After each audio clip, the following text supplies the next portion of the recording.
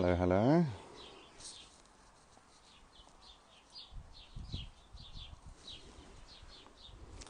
There's Arthur. Let's have a look.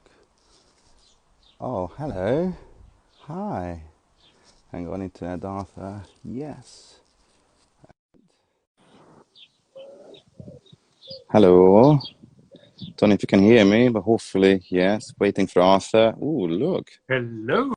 Hello, my friend. How are you? I'm pretty fine. And you? I'm really good. I'm sitting outside. I'm just hoping it's not going to come down with the big rain, but I'm going to smoke these cigars even if I die. Brilliant. How have you been? What's happening? Well, had an interesting day, good day, and just returned from the distillery museum. We had a meeting there, and I now love that I'm place. grateful to be with you. No, thank you for being here. Is it the MoMA, the Distillery Museum, the cider Yeah, people? yeah, yeah, yeah. I love that place. Everyone, whenever you go to Switzerland, call Arthur. That place is legendary. I brought something for me to drink. Oh God, you're far, far, far away. Unfortunately, I would love to have some of that. Brilliant. So, tell me, how have you been? What was happening? Oh, loads of people actually joining. Brilliant. Hello, Andrew, everyone. So, what was happening? How was this lockdown for you? Well, how What was the was? lockdown? I mean, we've been together before. We locked down. You That was the just made last it. trip, You yeah. just made it out after the Spirit And thank you Summit, for that. and afterwards it was quite silent. I mean, I haven't had any public appearances for the last 3 months. Yesterday we started over again in Switzerland. Oh, Had beautiful. some advisory work from the office, some tastings, very interesting stuff. But you know, we make the money on the road, not in the office. So I love that. Brilliant. Yes, exactly. Don't even get me started how many of my nice trips got cancelled. I missed 3 continents and many, many lovely trips. But to be honest, it's better to keep it safe, I think. Unfortunately, we had to stay in, and now it's only better days to come. Uh, yeah, so brilliant. When I came to see you, that was a fantastic, fantastic couple of days, and you know how much I love Austria and Switzerland. That was real good fun, and we found a couple of absolute gems. Those Alpine gins and some of those rums and whiskies are outstanding. So brilliant. Oh, fantastic. I was busy too. Would you like to hear what I was doing? of course, sure. So, you know, this lockdown is meant to be kind of alone and sad and lovely times to basically just to read your book and catch up on stuff. Didn't happen to me. Obviously, I help a couple of big competitions. We talk about them later to get entries and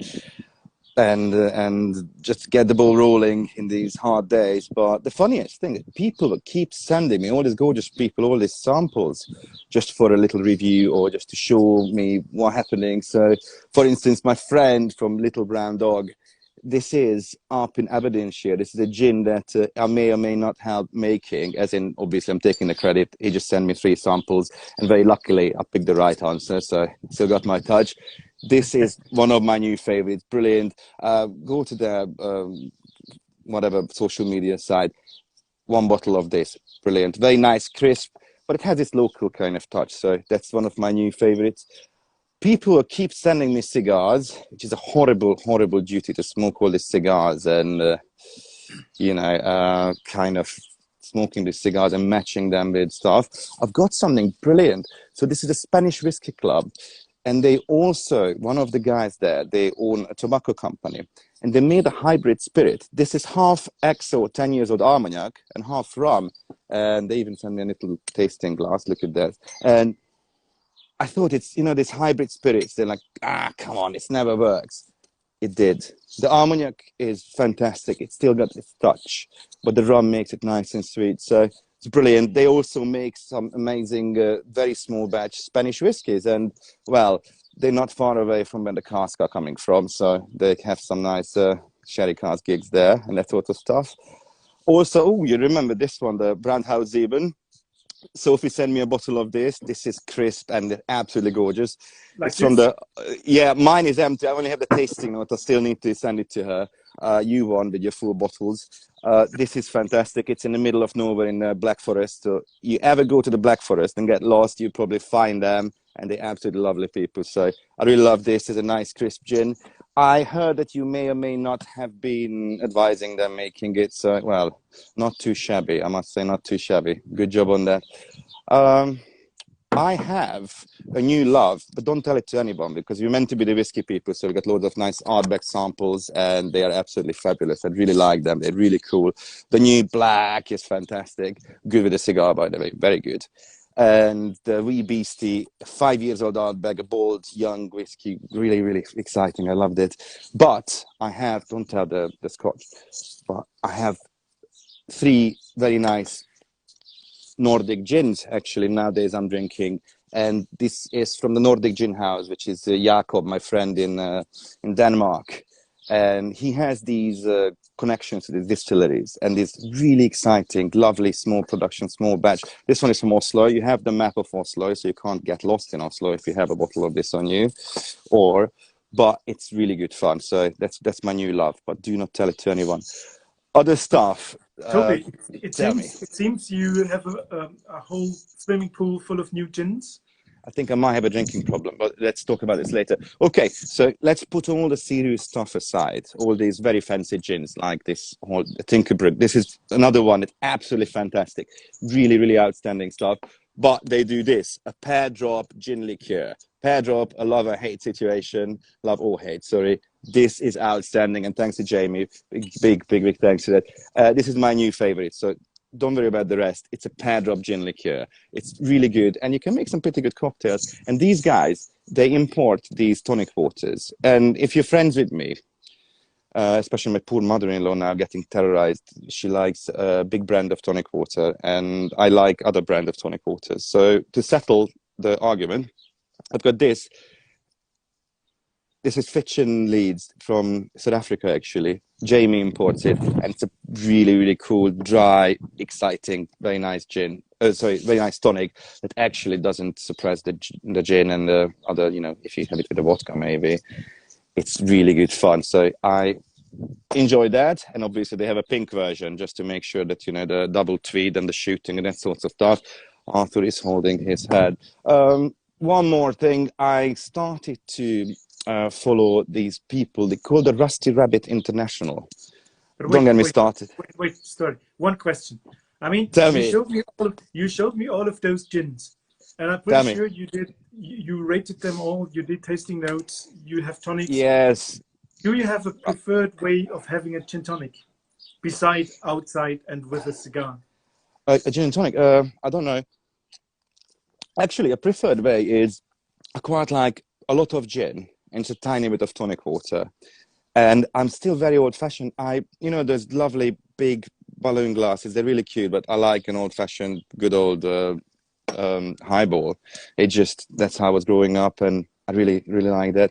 Usually, tonic, gin, 1-to-1, maybe. Okay. I know it's a bit strong, but at least you don't have, because otherwise you just have tonic water, brilliant, very nice, refreshing drink, but you don't need to have just a tiny bit of gin there. So obviously you don't want to smash 5 of those Toby GNTs after each other because trouble comes. But how about you? What's your favorite combo with GNTs? Well, I like very dry tonics. Obviously, not that lemonade stuff. Bone dry, and I take it 1 part gin, 2 parts tonic, make it more refreshing. Not all those fancy stuff. Just a little bit of lime or lemon. So. This is brilliant and lovely to hear. I really like and adore those perfect serves. That's the industry swear word for it. And then you have these massive copper glass, and it's full of it's covered with little juniper berries and dried this and that, and it's really cute and it's amazing for your Instagram. But especially now, straws are not okay unless you have your little reusable straw. It's an absolute pain in the neck to drink it. If you're not looking at it, you're just choking it. It's horrible. It's good that you tell me that. I mean, I've got lots of tastings, and I always bring up a PowerPoint with different kind of garnishes. And I do have the classic ones up there, and then all the rosemary stuff and thyme stuff and pink pepper berries. And during such a tasting, a young lady came up and said, "Oh, you inspired me quite a lot. I do it the same way." I said, "Well, what are you doing the same way?" "Yeah, the garnishes, the garnishes." And I said, I "Okay, love it. which one do you prefer?" "Why, which one?" "All of them." And I thought, "Oh, goodness me, don't argue anymore." So there are Oh. the young people that think it's like fruit salad or... I mean, nothing wrong with the sangria, but it's a different story, and I'm going to tell you the story later. Absolutely. I quite like, and you know what, Arthur, I don't know about you, but I'm either getting old or just kind of terminally alcoholic, but I quite like a martini, and I quite like how Alessandro Palazzi of the Duke's Bar, how he makes it. So everything goes in a freezer. Salute the good old vermouth bottle, maybe a drop, then just out with it. And fantastic. And then you can enjoy your gin We need beautifully, to and go how it there warms up once. on I've your palate. never been there. We need to go once when I'm in London and enjoy If you such promise a... you're paying, yes, Uh, absolutely. We must do that. first round is on me, promise. I mean, Fantastic. I like to drink my martinis more the Churchill way, but Oh, yeah. Fantastic. He was making some really, really cool Churchill martinis. Talking about Churchill, I got my little friend here for later. That's Winston here, the late Robosto from Davidoff. That's amazing. Do you I still mean, smoke cigars sometimes, Arthur? I quit smoking during my trip to Kavala, so I haven't smoked for half a year now. But I would love to join you for That's that. At least my bad influence is not there. I'll tell you what, Daniel from the Cotswolds Distillery, they keep sending me something. I love them. Little message, yeah, enjoy, brilliant. And what's really good, if you join the little club, not little, very serious club, sorry, little, nothing little, they have these tasting boxes, and if I open it, probably it will fall all on the floor. But I have a gin one, and obviously the gin won the IWSC gin trophy a couple of years ago, and it's really good. So I've got all the whiskies here. And if you see number 4 is missing a little bit there. I kind of know the rest and love them, and I do adore them. And number 4 was I want to be absolutely precise. That's the festive, the summer festival. It's a port finished whiskey of 50 ABV, and it's so beautiful and so gorgeous how it is. I think it goes about £85 a pop, so it's not necessarily a cheap one. And first, when I tried it, I just had a look. Oh, it's amazing. How much is it? And I'm like, I understand. It's a beautiful whiskey. And I heard it's quite okay with cigars. I tried it with a couple of cigars, and it's absolutely fantastic. So Cotswolds, they have their own distillery club, and they send out these little packages. So do they do Tasting. it for the gin as well? This is the gin one. Hang on. The black one was and this is the gin pack. So you see all the weird and wonderful colors of gin, and it is absolutely gorgeous. So that's another. The funniest thing, we just moved to Warwickshire, and they're about 20 minutes drive from us. And I was planning a family visit when the lockdown came. So I still, hang on, sorry, fully aged in port. Stand corrected here. Excuse me. The Cotswold gin, the Cotswold whiskey is fully aged in port cask. Oh, and that's the gin. That's one of those. That's beginners' portions. These are the real measures. Yeah, the postage is more expensive to Switzerland than the bottle itself, unfortunately, nowadays. So I would rather send you a full bottle myself. Plus, too. Yeah, my friend is the official importer of Cotswolds, so unbelievable. I'm on the source. Don't worry. You always have to be better. Yeah, fine. And the whiskey, I could try the whiskey when it came out, the first batch. And for what it is, it's gorgeous. I mean, it's young, but it's spot on whiskey. It's fantastic, and the maturation and everything is so under control that it doesn't, as we're going to discuss in an hour time with the rest of the boys about Kavalan, you don't have to mature necessarily whiskeys that long. It depends on the cask, depends on the size, everything, how reactive. So very exciting. I'll tell you what, talking of that, I've got Filibuster. That's exactly what I am doing, just talking and saying nothing. Filibuster is a new bourbon in the country. It's coming by Rusty Rabbit International. And they have fantastic single straight cask, which won the ADI, the American Distilling Institute's Gold Award. Did you see? Cotswold just said they're waiting for us to visit them. And it's up on my list if I can make it for judging this year. So possibly we that have a means date together. I have the car, so I'm driving, and you're drinking for me. Fantastic. Thank you. No, Daniel and team, they're absolutely outstanding, and it really, We would really love lovely. to. So. You know what I found? This is before we start talking actually real business. So Copper Republic, I only have tiny sample bottles because they send the big ones to you usually. This is a Rooibos and grapefruit gin. So there's loads of these. You remember when we had the Swiss Spirit Summit, we talked about how Swiss gins has the kind of, I will not say terroir because I hate that word, it's for wine, it has the typicity, the local kind of extra spiel to it.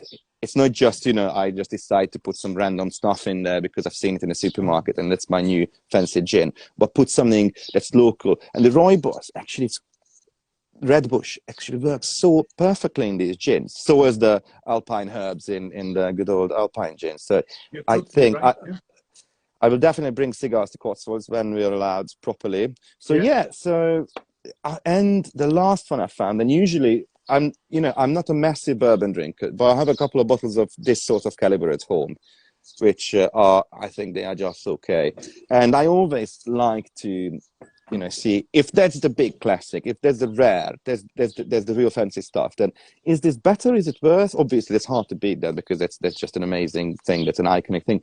And all these filibusters and the Blinking Owl from Orange County in California, in Santana, they make an absolutely beautiful bourbon and a rye. And I was one of these Zoom calls for like cigars, and we have like 40 people smoking a cigar, and someone's talking about a cigar. And I just tried it, and I go, bloody hell, this is absolutely gorgeous, this bourbon. Then I opened the rye, and it blew my mind straight away. I still got this much left. I need to get some more samples, but this is just new favorite. I'm always more of a rye person than actual straight bourbon. So, I should be absolutely impartial, as obviously, but a good rye is just fantastic. I Absolutely. agree. You already had me in when you said rye. For the bourbon, for bourbon, obviously you need some more arguments to chase me towards bourbon. That's definitely not my drink. The only one I can remember really was a good one was a wheated one from Michter's, which is really nice stuff, but on the upper end of the price ladder. Yeah. By the way, I heard your bottle is empty. Oh, hang on. So all of these amazing gins, handcrafted by amazing people. There's one added there, definitely in a top. I don't do top 5, top 10s. Actually, I do my top 5 wood aged gin is just out on the drinks. How you call it? Our magazine with the IWSC. But it's in my top gins I ever tasted. Not because you made it, but because it was a very depressing day when they announced that, oh no, everyone should stay in, people are dying, horrible, just stay, lockdown, panic buy toilet paper, that sort of stuff. And you gave me this beautiful bottle, and David T. Smith kindly put it in his hold luggage. We were flying back from Switzerland, and I just opened it. What do I fancy drinking? And I opened that. It's Arthur's own gin. Can you show us the gin Arthur bottle, please? Again. And I tried it, and it was just super clean, and that was that's it. I love it, Arthur. Can you put a couple of bottles on the side for me, please, sir? Of course, always. We're changing the label, but I put some bottles aside for you. Lovely. Can I show you one thing before we get to the serious business? Hang on, this comes in its own little bag, then in a box.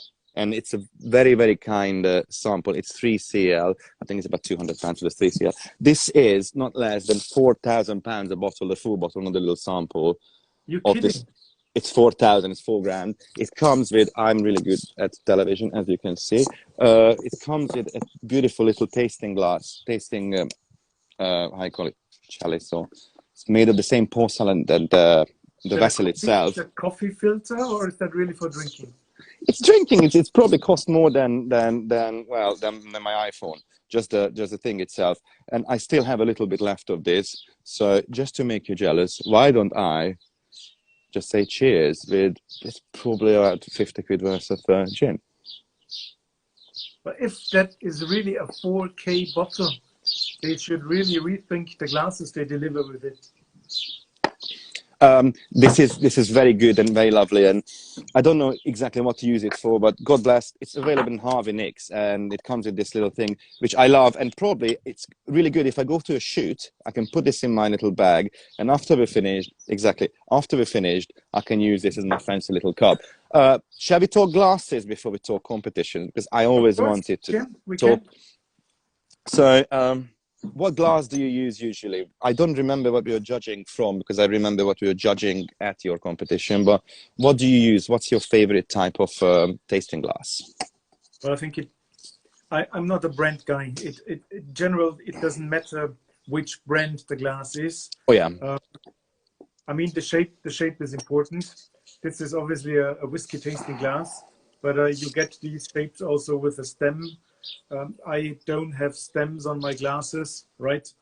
I don't have stems on my glasses because that's the first thing to break, and I have to carry my glasses quite a lot around in the country. But yeah, they snap sometimes. I mean, look at this. I mean, absolutely right. The concept is always the same.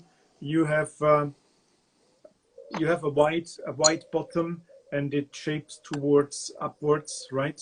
All similar, absolutely. So it channels the aroma towards the nose, and it shouldn't be too small because it holds back the alcohol as well. So absolutely, it keeps back the alcohol, and I think as long as the glass can do that, each glass is fine. I love your that. favorite one? To be honest, because I'm a clumsy bastard, as you know me, I like the Glencairn because it's hard to break this. And I quite like, because I don't like, it's from when I was a sommelier, which is a posh for wine rater.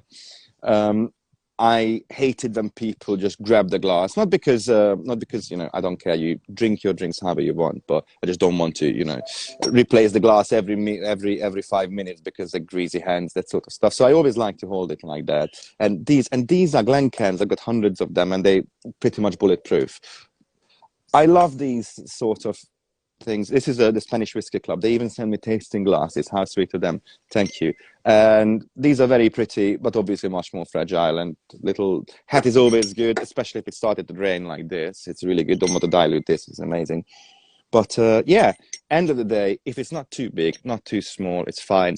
But I really don't like the snobbery when you have to buy that specific brand, specific wine glass or gin glass and this and that. Just enjoy your drink. Just enjoy your drink, and it's a happy occasion. So I think that's cool about it. Just, you don't really need to get too stressed as long as the glass is suitable for what you want it to be suitable for. It doesn't really matter. Do you have a contact at Glencairn?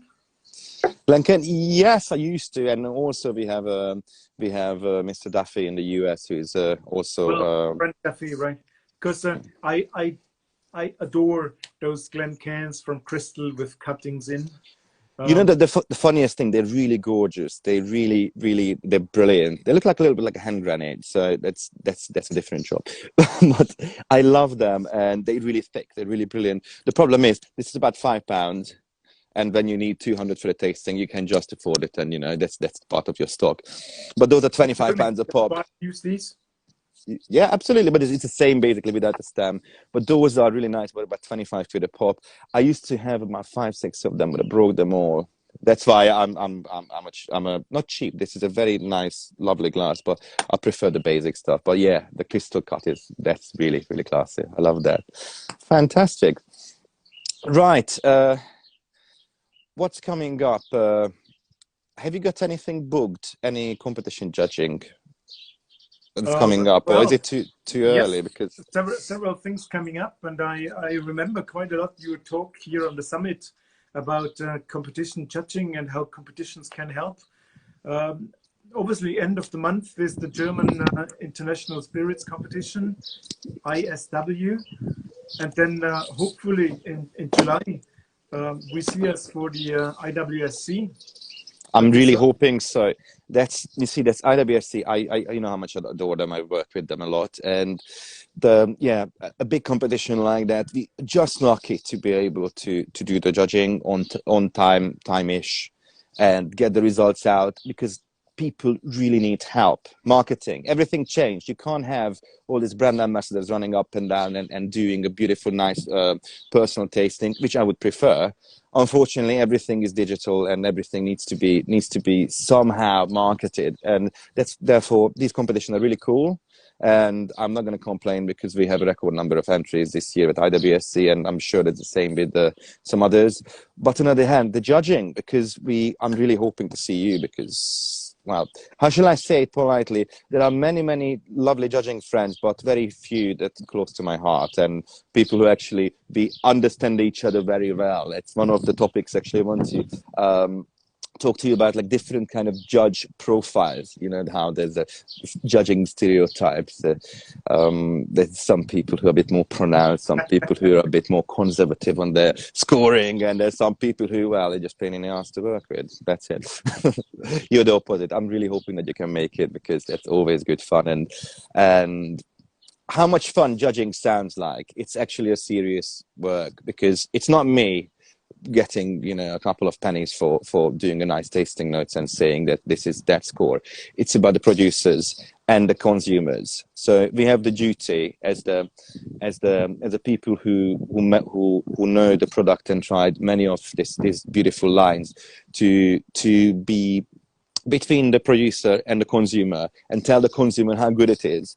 But we should not make any mistakes. We shouldn't say that, oh, this is absolute rubbish. This is not very good. So unless it is actually faulty, then we report back to the producers and tell them that, guys, sorry, you know, it's something gone wrong with the distillation, or the cask is a bit dirty, or, you know, the faults. But I think it's important to take it super seriously. I don't know if I told you, I'm working on a little piece, and it's probably will end up as more like a small essay about competition judging. And this is the rest is just, you know, the cherry on the pie. It's the most important thing is to be absolutely impartial and very professional. Because otherwise we just lose our you know, the credibility. And also, if I make a mistake and someone, you know, some of these whiskeys take generations to make. A nice bottle of wine, I've got something that actually I'm working with nowadays. They keep sending me beautiful samples too. A nice English sparkling. Making this, I think, is, if I'm right, about 36-month bottle aging. And before that, you do the fermentation and everything. And before that, you do the harvest. And before that, you tend. So it takes how many years to make this? And I just taste it in 5 minutes and I tell it it's rubbish or great. And my decision will be influencing their work, actually. What they get as the result of their work. And it's quite a responsibility, actually. So even if we're fun and we joke about, we have to take the judging really seriously, as we do always. Well, see, that's absolutely. I mean, it's not on us to say this is good or this is bad. I mean, in a subjective way. We talked about that quite a lot. Absolutely. Most people can tell I like it or I don't like it. And that's very subjective. I mean, our job is to be objective. It doesn't matter if we like something or we don't like it. We have to look at the product and tell for what it is a good or a little less good. You know what I mean? If it's really absolutely. If it's really faulty, we have to state the fault. And not liking is not the fault. But see, Arthur, absolutely, you're 100% right. I'm a horrible person because I drink all sorts of stuff that not even native Germans would drink. Some of those bitters I love, you know my taste, and I love liqueurs. But you know, when you go to someone like, let's make an example. My wife hates grapefruit. Cat hates grapefruit. Doesn't matter if the nicest grapefruit, have a nice and ripe, beautiful. But it doesn't matter. It doesn't matter. She's not going to buy grapefruit vodka. But imagine if I hated grapefruit too, I should shut up and say that the actual fresh fruit transfer to this vodka or gin is so superb and so nice. It doesn't matter if it makes me gag because I hate grapefruit guts. But it is a correctly made spirit. And if you say it's a grapefruit vodka, let's say, it tastes so fresh, nice, crisp grapefruit, beautiful, oily, balanced. Job's done. Will I buy it? Probably not. Yeah, but that's not our job. If we want to buy it or not. I mean, lots of people sitting on panels these days seem to have Don't start. a big opinion but that opinion is not backed by reasonable knowledge about the product. And Absolutely. if you don't know how a product is made from scratch, you can't judge the quality of it. It's not about nice or not nice, liking or not liking. You need to go Absolutely. all the way back, know how it's made, how it's matured, what can go wrong in the production, otherwise you can't name the faults. And just saying, oh, this is not nice. I mean, either it has a fault, then you name the fault, or it's not faulty, then you rate the quality. Personal taste doesn't matter. It so much doesn't matter that, you know, sometimes I don't want to say there's a product group, you probably can guess. It's a wine product, which you don't see me drink it almost ever. Hi, Lala. But sometimes, oh, hello. And sometimes I sit on these panels and it just doesn't matter. Just, you know, am I a cream liqueur person? No, I quite like bitter liqueurs. But if there's cream liqueurs, you just need to see which one is made correctly. And that's the beauty of it. And it's quite dull, actually, for poor people just listening to us, God bless them. It's quite dull in a kind of way, but everyone thinks that our job is so glamorous and we're just getting, you know, getting a little bit drunk and just having a joke with old friends. We're definitely having a joke, but it's that serious work because we have to make sure that our judgment is correct.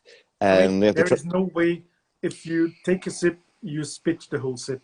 I mean, you can take back a sample and drink it at the end of the session. Lots of judges do that and possibly take everything they think it's 95 plus. So they have 2 glasses at the end of the session, but it's at the end of the session. And I mean, as long as you judge, there is no way around. You spit what you take into your mouth. Otherwise, you're not serious. Swallow, yeah. I'm 100%. You know, you're absolutely correct. I can't agree more. It's so funny because you know I like a drink. You like a drink. We jolly people, fantastic. But it's work. It's one of those that you can't be seen drunk, unfortunately. I really enjoy. I used to judge for another massive wine competition when the judging is like 22 tables, 5 people at each table, so 100, God knows how many people, sometimes even more. And there's always some poor journalist from a big magazine. Usually that's the case, and they don't really know how to spit, or they just free wine, brilliant. And usually we start judging, let's say at 10 o'clock, and 12 o'clock is just. And like, okay, taxi or ambulance, which is not funny. And we don't advocate, you know, reckless drinking and that sort of stuff. But yeah, that's really not professional. And you start your cigar, and I tell you two short stories. I love those stories. I mean, it's quite rare that a good wine judge is a good spirits judge. Either you're a spirits judge or you're a wine judge. No. And wine judges tend to not being able to spit, because if you have a little bit of wine going down your throat, it's not as hard as if you have a little bit of spirits going through. And we had a young at that time a young lady joining at the panel, and coming from the wine side, diploma student, and very good. She thought she knows everything, and started arguing with the panel chair. Ooh. And when we all finished our tasting and went outside, she sat outside because she didn't spit and had thrown up into her shoes. So I think it was the last time I ever saw her judging with us. Yeah, you need to start in the very beginning, and if you don't spit, it will be a short day. Sure. And also, I don't know about you, but and that's why I like to read other stuff rather than technical stuff, and I try to learn, because actually it's not going in my brain. Imagine, I love one of my most precious and the biggest privilege judging there, because I can learn from people. If I had a couple of, you know, what was this, 62.85% ABV, what is that in? Yeah, 125 proof.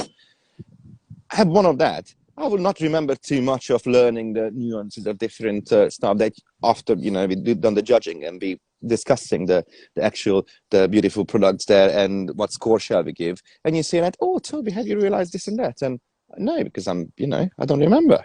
That's just disgrace. You can't have that. Unfortunately, you can't get jolly when you judging. That's something most people are not aware about. actually we don't ever see the products. I mean, we get 20 glasses served, and each glass has on the very bottom a 3-digit code. So yeah, it might be easy that we have tried this and that, but we don't know. I mean, we know it's the so range. funny. We're going to Nairobi, by the way, to see a good friend. Ron Bishop is really Okay. brilliant. What? Absolutely, he's a top man. Yeah, absolutely. I've got so many people like Toby. I don't want to bluff, but I reckon I try over 800 gins a year. It's mainly my job, plus I quite like to drink gin and the samples. So it's not a thing. It's not because I'm, wealthy or have a massive drinking problem. Only a minor one. And like, Toby, have you tried this? You must have tried it. I'm like, I must have tried it. It was 4217. Yeah, that was a sticker. I don't remember. So if you have a nice gold winner, or what you thought it's gold or high score or however you call it, I like to take a note and try to look it up or wait for the results to come out. And then it's brilliant, but it's quite a funny thing that we taste a lot and we quite accurate on that. But it's really hard to know actually what's happening there. If it was the new Tanqueray, God knows what, the Seville orange, it was a true story. I was like, oh, this is bloody good. I really like this. What was it? And then I had to Google, if there's any new product with that sort of, and like, that should be there. And it was actually very nice. And same applies to some of these. This one wants some good stuff in IWSC. This is the Copenhagen distillery. You said you know Rum Bishop? Yeah, of course. Brilliant. We got an invitation to Nairobi. So I know, we're going to Nairobi, and I think that would be a good idea. Not too much tweed in Nairobi, though. It could be quite nice and sunny. Toby, back something I wanted to discuss with you. Tell me. We already told about professional tasting, and that you need to know your stuff, not just have an opinion of it. Another thing, people don't believe me. I mean, we are touching on a 100-point scheme. I mean, if you enter a room with 6 professional friends, it's quite possible that you really are in between 85 and 87 points for the same product. And you always can tell if that guy is knowledgeable or not, because whenever it goes up and down and or just stays always on the same, maybe he doesn't know what he does. But absolutely. Have you ever? It's actually. Sorry, tell me. No, okay, go on. So it's always dodgy when we do the first tasting, and sometimes we do like a couple of trial rounds just to see how's the palates, and everyone like 85, 86, 85, and like, bloody hell, how is that? So it actually shows that we're not just not just bluffing in with some Matt is here with some scores, but actually it's a work. And exactly, and I have 2 pet hates. One is when everyone is judging let's say the top bronze or middle silver, the kind of the average score. It's a nice product, but I don't dare to go up. So when you think if it's really good, then give it a higher score. Don't just sit on the 90. Give it 96 or whatever. Yeah. But when people bring it down, I had a couple of people in my panels that I'm chairing. It's hilarious, good show, that. But I try to be obviously that serious. And as the scores, we can joke, but the score has to be that serious because it's someone's living. It's someone's baby, basically. And some guys keep giving, like just before out, like the worst score that's still not faulty, but dreadfully bad, as in I would never drink it. I'm like, if you don't like it, it's personal taste. Give it just under the first medal, and that means that it's okay, but it's hard. But unless you can come up with it, that's dreadfully bad, that's methanol, that's going to drive you blind, or there's rotten cask or something like that. Just leave the score fairly friendly, because otherwise we, as a panel chair in some competition, we can leave out the extreme scores and have a look at medians and averages. That's the end, because otherwise I sit at home like some of these whose name we never mention, these people, and they just decide, oh, this is 95, thank you so much, there you go. But there's no discussion there. Oh, old pilots, actually, I want to mention them. These guys are absolute legend. They won the IWSC Gin trophy last year, and these guys, they in Croatia. These guys are fantastic, and they're actual pilots. They're pilot instructors, so they come to the UK a lot, and they started to like gin because they're whiskey people, actually. Okay. And they in Croatia, there's loads. Everyone distills in Croatia. Loads of not dodgy, absolutely fantastic rakia, that sort of stuff, fruit spirits. I love them, brilliant. And they came and they started to love gin, and they just nailed it. That was the best gin last year at IWSC, and it was so nice. And they came to the banquet, and it was fantastic, absolutely fantastic meeting them. And we meant to be going actually a month ago maybe to see them, but obviously that didn't happen because no planes flying. Well, these guys, I really love. I can't wait to be honest. That will be my first holiday to go and see them. And the wood rested. Actually, it's a proper barrel aged gin. Okay. Absolutely gorgeous. It's really good. I'll need to get you a bottle. Matt is a fellow IWSC judge from Biscuit for Everyone, and he's absolutely that it's someone's living.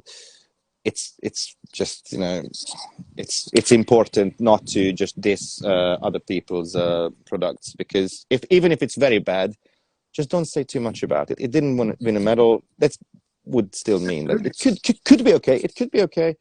Likely, it's not superb. You wouldn't necessarily buy it, but it could be okay. It's not we're not the drinks police to tell everyone that you're not 99. That's like kicking someone already lying on the floor.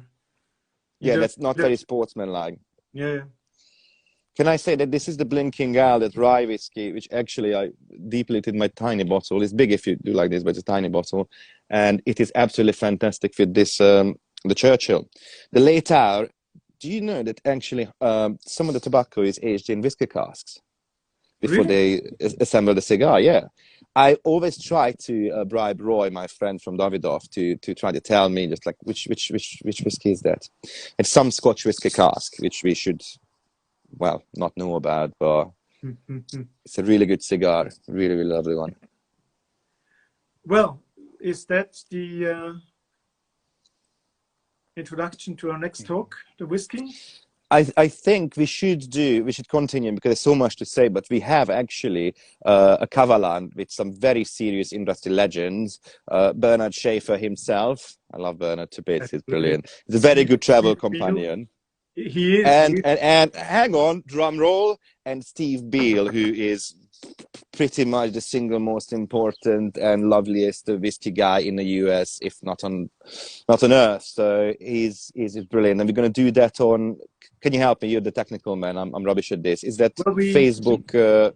We move over to Facebook. It will be a Facebook live stream. We created the event. It's called Four Spirit Friends Talk Kavalan. And we all reposted it, so you can find it on my profile, on Toby's profile, and absolutely on the page of the Spirit Expert Friend. That's how we are going to go forward in about 15 minutes, 18 minutes. Absolutely. We'll get a couple of minutes here before we go. What I want to say, liqueurs actually. Liqueurs are very exciting. I'm that's my dirty secret pleasure. All those liqueurs, and you can make pretty cool. But someone does Krauter liqueurs, you can make pretty damn good long drinks. Yeah, especially if they go towards the bitter category. I'm not so absolutely. I don't have a sweet tooth. I mean, if we're talking liqueurs, it's more about the balance of sweetness and acidity. But bitter liqueurs or bitters, that's a secret love. Absolutely, yeah. It's my secret love. And even Underberg, the little bottles, they're gorgeous. Really good fun. Right, so we're going to do Kavalan soon. And what we need to do one more of this, because I was talking too much. I talked about the filibustering it. I talked too much about beautiful drinks that actually we drink instead of the judging. And I would love to hear next time what's your pet hate and what's your best kind of experience of judging. And also, it would be nice to talk. And also, it would be exciting to talk about how to get into judging, because everyone had a different kind of way into this weird and wonderful and altogether marvelous experience of deciding about what's the best drink on earth, basically. So absolute pleasure and honor to do that, but also quite a burden. Continued, and it was an absolute pleasure. Those 44 good minutes to see you. just went away. Yeah, that's the problem with this Instagram live. You just talk too much. I mean, I do. It was so good to see you. What we're going to do, we come up with a date maybe next week Yeah, when you're free, and we do the serious competition judging talk with the serious hat on. absolutely. Cool? Great. All right. Everyone, see you at the Kavalan talk on Facebook in 15 minutes. Okay? Great. Cheers, Arthur. See you later. Bye, Thank Toby. you so Thanks much, very everyone. much. Cheers, Bye, guys. everyone. Thanks for watching. See you next week. Bye. See you. Bye.